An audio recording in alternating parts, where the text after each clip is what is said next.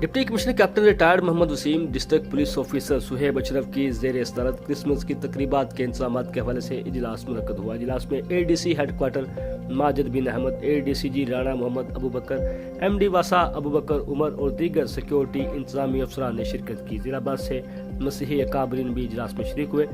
Deputy commissioner نے اجلاس سے خطاب کرتے ہوئے کہا کہ کرسمس کی تقریبات میں امن و امان، صفائی، شہری سہولت کے لیے تمام ضروری اقدامات کیے جائیں۔